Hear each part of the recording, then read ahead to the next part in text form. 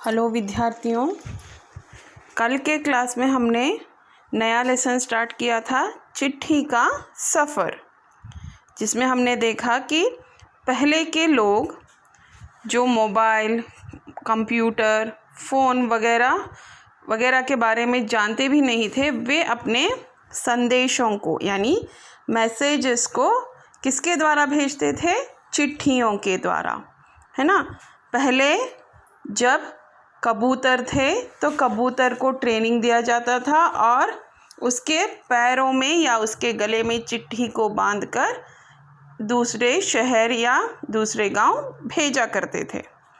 तो आज हम लोग चिट्ठी के सफ़र पाठ को और एक बार पढ़ेंगे। तो पहले पाठ को पढ़ने से पहले हम लोग जानेंगे कि चिट्ठी किसे कहते हैं। तो आज मैं आप लोगों को पत्र या लेटर्स के कुछ पैटर्न्स दिखाने वाली हूँ। तो ये देखिए, ये है पोस्ट कार्ड। तो इस पर स्टैम्प नहीं लगाया जाता क्योंकि ऑलरेडी इसके ऊपर स्टैम्प रहता है। तो ऊपर जो 15 दिखाई दे रहा है ना, वो स्टैम्प है। तो यहाँ पर क्या करते थे, इस पोस्ट कार्ड में लोग मैसेजेस लिखकर अपने फ्रेंड्स, रिलेटिव्स को भेजा करते थे। तो ये जो लाइंस दिखाई दे रही हैं, इसके ऊपर वो टू का एड्रेस यानी जिसको ये पत्र लिखना है, जिसके नाम, वह एड्रेस यहाँ पर लिखते थे और बाजू जो जगह है साइड में, वहाँ पर अपना एड्रेस, फ्रॉम एड्रेस यानी जिन्होंने पत्र लिखा है। तो ये देखिए, ये भी एक पोस्ट कार्ड का ही सैंपल है जिस पर महात्मा गांधी जी का चित्र है और वो स्टैम्प है। तो डाकघर या पोस्ट ऑफिस क्या करता है, हर साल देश के प्रमुख व्यक्तियों के चित्र का स्टैम्प निकालता है। तो ये एक पैटर्न है। तो ऊपर लाइन पर एड्रेस और नीचे जो बॉक्सेस दिए गए हैं 6, यहाँ पर पिन कोड लिखा जाता है। और ये है इनलैंड लेटर, ये भी पोस्ट भेजने का या लेटर भेजने का एक तरीका ही है। इसमें भी क्या करते हैं, लेटर्स लिखकर भेजा जाता है।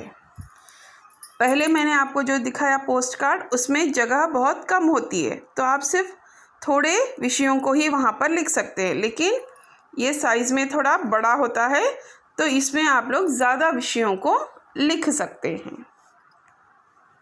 तो लेसन और एक बार मैं पढ़ती हूँ और उसको समझाती जाऊँगी। तो टेक्स्ट बुक रख लीजिए अपने पास।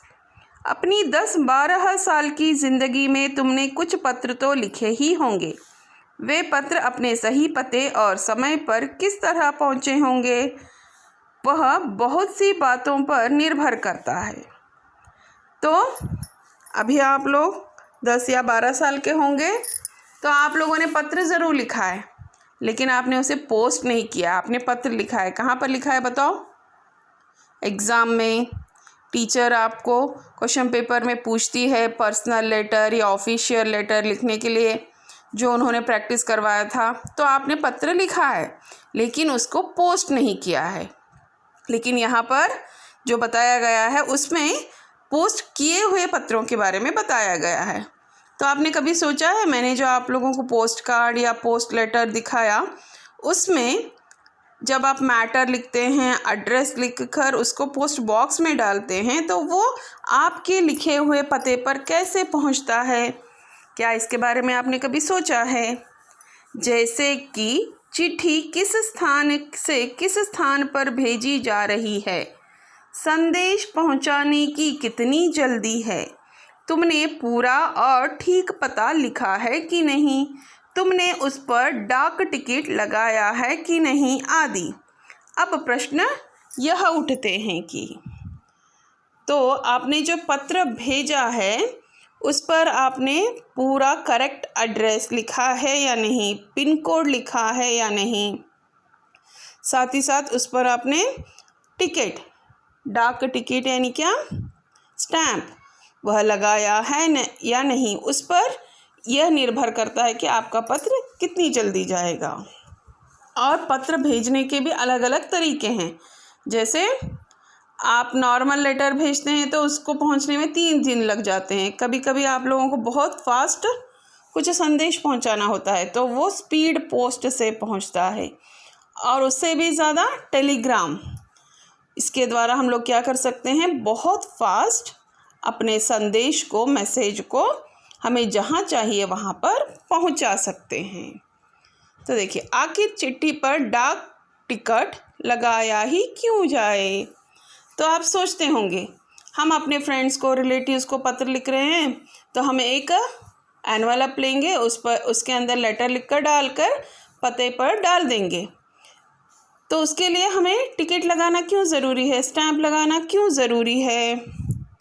पूरे और ठीक पते से क्या मतलब है, पूरा और ठीक यानी कंप्लीट एड्रेस और करेक्ट एड्रेस आपको लिखना क्यों ज़रूरी है।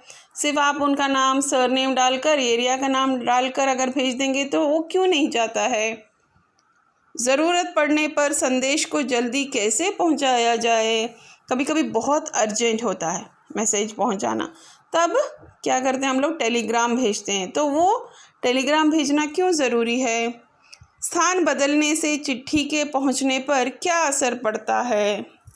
तो कभी कभी प्लेस बदल जाने की वजह से क्या होता है, लेटर देर से पहुंचते हैं। तो इसकी क्या वजह है। इनसे कुछ सवालों के जवाब शायद तुम्हारे पास हो, खासकर तुम में से अनेक के पास जो डाक टिकटें इकट्ठा करने का शौक़ रखते हैं। तो कुछ लोग चिट्ठियों के बारे में जानते हैं। मैंने आपसे कल क्लास में कहा था, आप अपने पेरेंट्स से पूछिए कि उन्होंने अपने फ्रेंड्स को, अपने रिलेटिव्स को, किसी को पत्र लिखा है क्या, तो कैसे लिखा है, कहाँ पर लिखा है, किस शहर को उन्होंने पोस्ट किया है। इसके बारे में मैंने आपको पूछने के लिए कहा था अपने पेरेंट्स से। तो जो लोग डाक टिकट यानी स्टैम्प को कलेक्ट करने का हैबिट रखते हैं, उनको डाक घर के बारे में बहुत जानकारी होती है। तो पहले बहुत से ऐसे बच्चे थे जो क्या करते थे, उनकी हॉबी होती थी स्टैम्प कलेक्ट करना, बुक्स कलेक्ट करना, है ना। फिर हम लोग देखते हैं तरह तरह के कलर के पेन्स इकट्ठे करते हैं कुछ लोग। इसी प्रकार पहले वो फेमस ट्रेंड था कि स्टैम्प कलेक्ट करना, क्योंकि हर साल नए नए चित्रों के स्टैम्प निकलते हैं डाक घर से, पोस्ट ऑफिस से। तो बच्चे क्या करते थे, उनको इकट्ठा करते थे। आज भी अगर हम पोस्ट ऑफिस जाएंगे तो वहाँ पर देखेंगे, जैसे हम लोग पोस्ट ऑफिस में एंट्री करते हैं, वहाँ पर एक दीवार में बहुत बड़ा सा एक बोर्ड डाला हुआ होता है जिसमें सभी तरह के स्टैम्प्स चिपकाए रहते हैं, उनका कलेक्शन रहता है वहाँ पर। इन सवालों के जवाबों के लिए ज़रा नीचे दिए गए लिफाफों को गौर से देखो। दोनों पत्रों को दी गई जगह में लिखो। तो क्या करना है, देखो नीचे 2 पत्रों के सैंपल्स दिए गए हैं।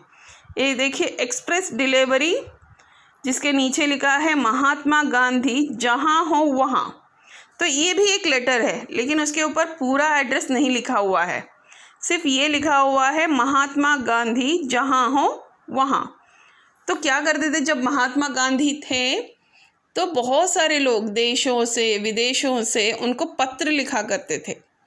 और महात्मा गांधी तो एक जगह नहीं रहते थे, वो घूमते रहते थे, आंदोलन करते हुए, सत्याग्रह करते हुए, भाषण देने के लिए गांव गांव, शहर शहर, पूरे भारत में घूमते रहते थे।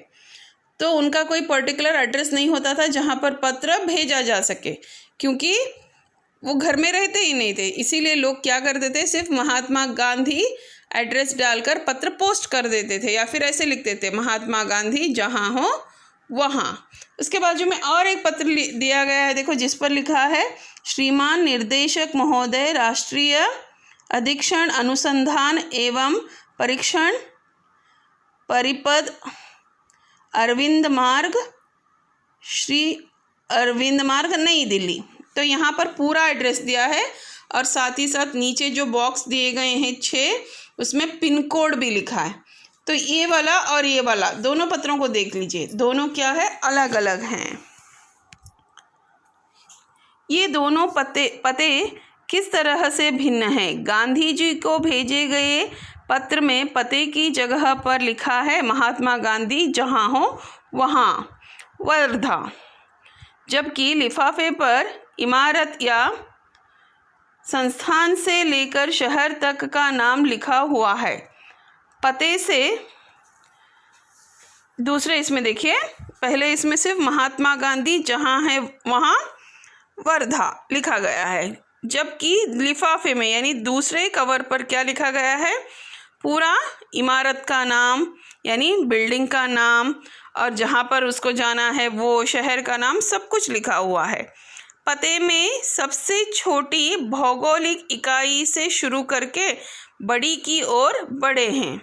तो यहाँ पर क्या किया गया है, एड्रेस लिखने से कैसे स्टार्ट किया गया है, पहले एरिया का नाम, फिर स्ट्रीट का नाम, फिर शहर का नाम, ऐसे लिखा गया है। छोटी से बड़ी भौगोलिक इकाई का मतलब यह हुआ कि घर के नंबर के बाद गली, मोहल्ले का नाम, फिर गांव, कस्बे, शहर के किस हिस्से में इसका नाम, फिर गांव या शहर का नाम। तो क्या किया गया इस एड्रेस में, पहले घर का एड्रेस, उसके बाद गली का एड्रेस, उसके बाद मोहल्ले का, उसके बाद गांव या शहर का, उसके बाद पिन कोड। शहर के नाम के बाद लिखे अंक को पिन कोड कहते हैं। हर जगह को एक पिन कोड दिया गया है। यह सोचने लायक बात है कि आखिर पिन कोड की ज़रूरत क्या है। हमारे देश में अनेक ऐसे कस्बे, गांव, शहर हैं जिनके नाम एक जैसे हैं। पते के बाद पिन कोड लिखने से गंतव्य स्थान का पता लगाने में डाक छांटने वाले कर्मचारियों को मदद मिलती है और पत्र जल्दी बांटे जा सकते हैं। तो आपको पता पिन कोड लिखना क्यों ज़रूरी है, क्योंकि हमारे देश में बहुत सारे ऐसे गांव, शहर हैं जिनके नाम एक जैसे हैं।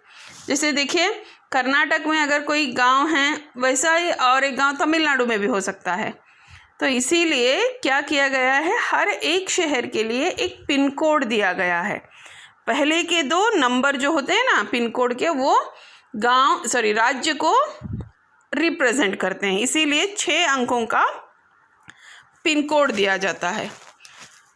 तो यहाँ पर देखिए, मैंने आप लोगों को एक पर्सनल लेटर का ऐसे फॉर्मेट दिया है जिसमें पिन कोड को मैंने मेंशन किया है, जैसे 110001।